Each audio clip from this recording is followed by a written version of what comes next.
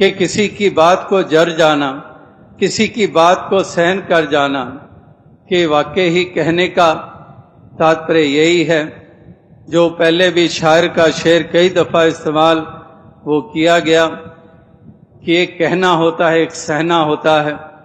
तो सहने वाले कमाल करते हैं, कि वो सहने वाले ही कमाल करते हैं, कहने वालों की कमाल नहीं होती है। कहने वाले तो जो कह डालते हैं, वो चाहे निरादरी वाले भी शब्द कह जाते हैं, लेकिन फिर भी सहने वाले कमाल करते हैं।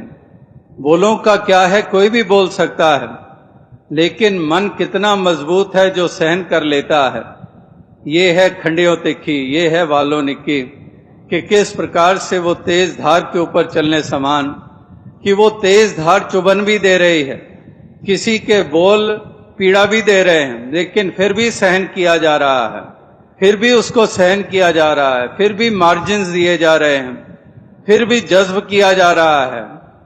ये है तेज धार के ऊपर चलने समान, कि किसी के बोलों को भी सहन कर लिया, एक कोई हालातों का भी सामना कर लिया, वो भी सहन कर लिए।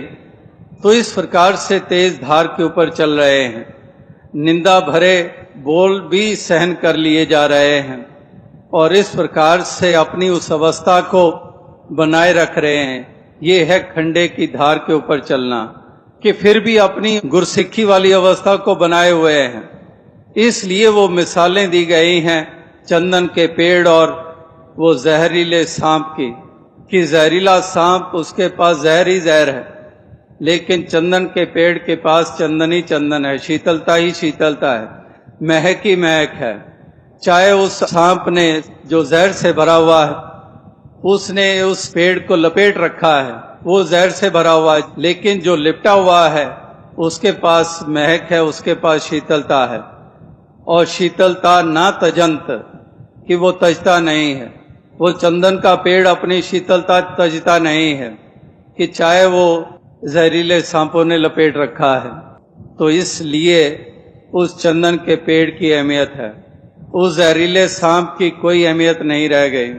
वो तो बहुत छोटा साबित हुआ है, कि वो लिपटा हुआ है चंदन का पेड़ जहर के साथ, लेकिन शीतलता ना तजंत, इसलिए विजयी हो गया वो चंदन का पेड़।